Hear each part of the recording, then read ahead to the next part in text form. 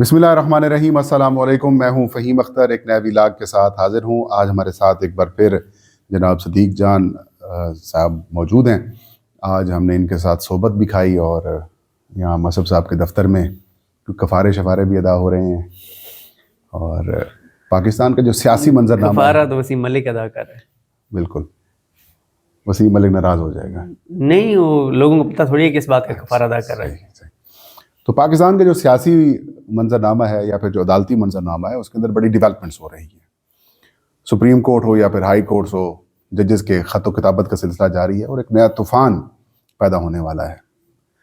26ویں آئینی ترمیم کے بعد جس طریقے سے سپریم کورٹ آف پاکستان یا پھر پاکستان کی عدالتوں کو بقول عمران خان کے سرکاری محکمہ یا سرکاری ادارہ بنا دیا گیا ہے، اور ڈان کے مطابق جو ایک 4 ستون ہیں، ان میں سے 2 ستون عدلیہ اور میڈیا یا پریس، ان کو ختم کر دیا گیا ہے۔ اب یہ جو عدالتی محاذ کے اوپر جو ڈیولپمنٹس ہو رہی ہیں، یہ کس طرف ہم جا رہے ہیں پاکستان کے اندر؟ کیا عدالتی جو نظام ہے، جو لوگوں کا جو اعتماد ہے، وہ بحال ہو پائے گا یا پھر نہیں ہو پائے گا، اور اس کا اختتام کیا ہو سکتا ہے؟ صدیق جان صاحب سے یہ پوچھیں گے۔ صدیق جان صاحب، 4 ججز نے، سپریم کورٹ کے ججز نے خط لکھا ہے چیف جسٹس آف پاکستان کو، اور انہیں کہا ہے کہ اسلام آباد ہائی کورٹ والے جو سینیارٹی ججز کا معاملہ ہے وہ، اور جو سپریم کورٹ کے اندر جو 9 ججز لگانے ہیں، اس کے حوالے سے جوڈیشل کمیشن کا اجلاس اسے مؤخر کیا جائے۔ کیا یہ جو خط ہے یہ اتنا امپیکٹ ڈالے گا کہ چیف جسٹس آف پاکستان جو ہیں وہ شاید اس کو سنجیدہ لے کے اس کو مؤخر کریں؟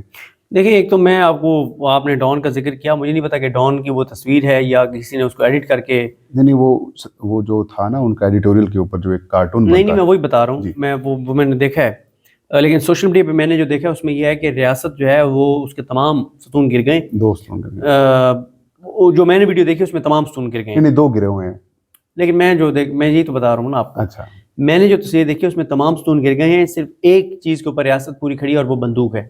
اوکے، بندوق کے اوپر ریاست کھڑی ہوئی ہے۔ تو میں نے جو تصویر دیکھی ہے وہ یہ والی تصویر ہے۔ مطلب وہ حقیقت کے اوپر تو یہی ہے، لیکن ڈان نے کچھ اور چھاپا۔ اچھا، ڈان نے کچھ اور چھاپا۔ میں ڈان نے کہا کہ 2 بچے ہوئے ہیں، ایک تو پارلیمان ہے اور دوسری ایگزیکٹو ہے۔ اچھا، لیکن میرا خیال ہے کہ وہ، میرے خیال میں وہ دونوں ستون بھی گرے ہوئے ہیں۔ میں تو اس تصویر سے اتفاق کرتا ہوں جو رضوان غلزائی صاحب نے ٹویٹ کی ہوئی ہے، جس میں ایک ہی ستون پہ ریاست کھڑی ہے اور وہ بندوق ہے۔ بندوق مجھے نہیں پتا کیونکہ بندوقیں کبھی رکھی نہیں ہے کہ وہ کون سی بندوق ہے، لیکن وہ کوئی ہے، وہ گارڈز کی ہوتی ہے، جو گارڈز کے پاس ہوتی ہے۔ نہیں کوئی ہے، ہیوی والی ہے، اس کے اوپر ہیوی قسم کی ایک بندوق ہے، اس کے اوپر ریاست کھڑی ہوئی ہے۔ توپ تو نہیں تھی؟ نہیں ہے بندوق ہی، لیکن کوئی ہیوی قسم کی ہے، خاص قسم کی ہے۔ دیکھیں، جو آپ نے بات کی نا کہ ججز خط پہ خط لکھ رہے ہیں، ایک تو یہ ہے کہ ٹمپریچر تو بڑھتا چلا جا رہا ہے عدالتی محاذ کے اوپر، اور میں آپ کو یہ بھی عرض کر دوں کہ چیف جسٹس پاکستان جسٹس یحییٰ افریدی کے لیے مشکلات بھی بڑھ رہی ہیں۔ ان خطوط کے میں 2 امپیکٹ دیکھ رہا ہوں۔ ایک تو اس کا امپیکٹ میں لانگ ٹرم دیکھ رہا ہوں۔ لانگ ٹرم یہ دیکھ رہا ہوں کہ یہ تاریخ لکھی جا رہی ہے نا، تاریخ میں لکھا جائے گا کہ یحییٰ افریدی کو نون لیگ نے سلیکٹ کیا، منتخب کیا، چنا، نواز شریف اور زرداری نے کہا کہ یہ بندہ صحیح ہے، اور پھر وہ ان کی توقعات پہ پورا بھی اترے۔ پھر جس طرح سے عدلیہ کو انہوں نے کوڈ پیکنگ کی، عدلیہ کو تباہ کیا، برباد کیا، نالائق ججز لگائے، پیسے لے کے ججز لگے۔ یہ میں نہیں کہہ رہا، ہمارے سینئر ہیں ملک صاحب، انہوں نے اپنے بلاگ میں کہا ہے کہ جو سندھ میں جج لگے ہیں ان سے جو ہے وہ پارٹی فنڈنگ کے نام پہ پیسے مانگے گئے، اور انہیں کہا گیا کہ آپ جو ہمیں پیسے دیں گے جج لگنے کے، وہ 5-6 مہینے میں آپ پورے کر لیں گے، یعنی آپ کما لیں گے رشوت کے ذریعے۔ مطلب یہ کہ انصاف پیسے دے کر، ہاں، تو انصاف تو نہیں ہوتا پیسے دے کے، مطلب مرضی کے فیصلے، نا انصافی ہوتی ہے نا پیسے لے کے۔ تو آپ 5-6 مہینے وہ پیسے پورے کر لیں گے، باقی پھر آگے آپ کی بچت ہی بچت، انویسٹمنٹ آپ کریں۔ ہاں، تو ایک تو یہ بات ہے۔ دوسرا، پنجاب والے ججوں میں بھی چل رہا ہے کہ کسی ایک نے 25 کروڑ روپیہ، سوشل میڈیا پہ چل رہا ہے کہ 25 کروڑ روپیہ دیا، اور ظاہر ہے 25 کروڑ روپیہ جو ہے نا وہ کچھ بھی نہیں ہے جج ہائی کورٹ کا نا، کچھ بھی نہیں ہے 25 کروڑ۔ تو وہ جس طرح کی باتیں ہو رہی ہیں کہ انہیں کہا گیا کہ آپ چور بازاری ہوگی، پھر پیسے لے کے فیصلے کرنا، تو وہ 2 سال میں پورے کر لیں گے۔ یہاں پہ تو کئی ایسے ہیں کہ ایک آپ سٹے دیتے ہیں تو اس میں کروڑوں روپے لے لیتے ہیں، مطلب ہو جاتی گیم ہو جاتی ہے، گیم ہو جاتی ہے۔ دیکھیں، ایک تو اس کا میں دیکھ رہا ہوں ان لیٹر کا لانگ ٹرم امپیکٹ دیکھ رہا ہوں کہ تاریخ یہ لکھی جا رہی ہے۔ تاریخ میں لکھا جائے گا کہ بابر ستار نے یہ لیٹر لکھا تھا، منصور علی شاہ نے یہ لیٹر لکھا تھا، اطہر من اللہ نے لکھا تھا، منیب اختر نے لکھا تھا، عائشہ ملک نے لکھا تھا، یہ ساری چیزیں۔ لیکن اس کا اگر میں شارٹ ٹرم بات کروں تو شارٹ ٹرم ہی اس کے امپیکٹ ہے۔ شارٹ ٹرم اس کا امپیکٹ یہ ہے، ایک تو یہ ہے کہ عدلیہ مزید لائم لائٹ میں آ رہی ہے، بات ہو رہی ہے، یحییٰ افریدی کے لیے مشکلات ہو رہی ہیں، مزید ان کے اوپر نظریں پڑ رہی ہیں، اپنے ججز ان کے اوپر سوالات اٹھا رہے ہیں، اور دوسرا یہ ہے کہ اس کے اوپر انٹرنیشنل میڈیا میں کوریج ہوگی, ہیومن رائٹس آرگنائزیشنز کو دیکھیں گی, سفارت خانے اس کو دیکھیں گے کہ اپنی ہی عدالت کے ججز اپنے ہی چیف کے خلاف لکھ رہے ہیں. اور پھر پوری دنیا کے جو سفارت خانے, پوری دنیا کے جن ملکوں کے پاکستان میں سفارت خانے ہیں, ان کو پتہ ہے کہ منیب اختر کی, جیسے منیب اختر کی کیا کریڈیبلٹی ہے, جسٹس عائشہ ملک کی کیا کریڈیبلٹی ہے, اور جسٹس عطا اللہ کی کیا کریڈیبلٹی ہے, اور یحییٰ افریدی صاحب ماضی میں کیا کرتے رہے ہیں اور آپ کیا کر رہے ہیں, اور بابر ستار صاحب کی کیا کریڈیبلٹی ہے اور عامر فاروق صاحب کیا کر رہے ہیں. تو یہ لڑائی تو کافی شدت والی ہوگی اور ہے. اور میں یہ دیکھ رہا ہوں کہ دیکھیں یحییٰ افریدی صاحب نے ہر وہ کام کرنا ہے جو شریف خاندان چاہتا ہے, جو زرداری چاہتا ہے, کیونکہ ان کو لگایا انہوں نے, ظاہر ہے وہ اسی بینیفیشری ہیں, وہ اس کے بینیفیشری ہیں. اور وہ دیکھیں چیف جسٹس ایسے نہیں بنے, کچھ تو یقین دہانیاں ہوئی ہوں گی نا دونوں اطراف سے, تب وہ چیف جسٹس بنے. کچھ ایک سٹوری یہ بھی تو آئی تھی نا کہ جسٹس منصور علی شاہ کو پہلے یہ جو میٹنگ ہو رہی تھی یا 26ویں ترمیم کے بعد جس طریقے سے پارلیمانی پارٹی کی میٹنگ تھی یا پارلیمانی کمیشن کی میٹنگ تھی, اس میں کہا گیا تھا آپ ابھی بھی مان جائیں, وہ نہیں مانے تو پھر رابطہ کیا گیا. یہ شہر اقتدار میں جو بات چل رہی ہے وہ یہ ہے کہ کسی ایک خاص عمارت میں کچھ لوگ بیٹھے ہوئے تھے, نام لے لیتے ہیں, سندھ ہاؤس کی بات چل رہی ہے, تو وہاں کچھ شخصیات بیٹھی ہوئی تھیں اور وہاں پہ منصور علی شاہ صاحب کو کہا گیا کہ آپ آ جائیں. اور جو سوشل میڈیا پہ اور کچھ رپورٹرز جو بات کرتے ہیں وہ کہتے ہیں کہ منصور علی شاہ صاحب نے کہا کہ ٹھیک ہے میں آ جاتا ہوں, لیکن میں تصدق حسین جیلانی صاحب, ناصر الملک صاحب اور اس طرح سے 2-3 چیف جسٹس ہیں ریٹائرڈ, ان کے ساتھ, ان کو سینئر ججز کے ساتھ ان کو لے کر آؤں گا. اور یہ بھی ہے کہ منصور علی شاہ صاحب نے کہا کہ میں اپنے چیف جسٹس کو انفارم کر کے آؤں گا کہ مجھ سے کچھ لوگ ملنا چاہتے ہیں, قاضی فائز عیسیٰ کو انفارم کر کے آؤں گا. یا کچھ لوگ کہتے ہیں کہ انہوں نے کہا کہ آپ قاضی فائز عیسیٰ کو کہیں, وہ مجھے کہیں تو میں مل لوں گا, میرے چیف جسٹس سے بات کریں, اس طرح کی بات ہے. ایک ہے کہ نہیں, انہوں نے کیٹیگوریکل ریفیوز کیا کہ میں نے نہیں ملنا. اور پھر کچھ لوگ یہ بھی کہتے ہیں کہ کوئی اور ایک شخصیت تھی جو کہ مل نہیں, ٹھیک ہے, سندھ ہاؤس میں ایک اور شخصیت تھی, جب ان کو کہا گیا کہ آپ آ جائیں تو وہ فوری پہنچ گئے, 8 سے 10 منٹ میں وہ شخصیت پہنچ گئی. تو یہ باتیں تو ہیں, لیکن ظاہر ہے یہ جب کوئی کتاب لکھے گا, جب کوئی چیزیں, کوئی کہانی آئیں گی, پتہ چلے گا کہ کیا ہوا. لیکن ابھی تو ہم وہ چیز کریں گے نا جو ہمارے سامنے, ہمارے سامنے پی کے میں بھی نہ آئے نا, پیکا میں بھی نہ آئے, ہمارے سامنے یہ ہے کہ نون لیگ جب چاہتی ہے جوڈیشل کمیشن کا اجلاس بلایا جائے, تب تک یحییٰ افریدی صاحب جوڈیشل کمیشن کا اجلاس بلا لیتے ہیں. نون لیگ اور پیپلز پارٹی, زرداری اور نواز شریف جس کو مریم نواز چاہتے تھے کہ یہ جج لگے, وہی جج لگے ہیں. جو نواز شریف کو لگوا دیتے ہیں, میاں صاحب ویلے بیٹھے ہیں, وہ میاں صاحب اس سے بڑا کام کر رہے ہیں نا بھائی. اس نے جج لگ کے کیا کرنا ہے, جو جس کے جج لگ رہے ہیں ساری عدالتوں میں, تو اس نے جج لگ کے کیا کرنا ہے. میں نے کہا ویلے بیٹھے ہیں تو کام کر لیں گے. جس کا چیف جسٹس لگا ہوا ہے, چیف جسٹس پاکستان جس کا لگا ہوا ہے, تو اس نے کیا کرنا ہے بھائی, ہائی کورٹ کا جج لگ گیا.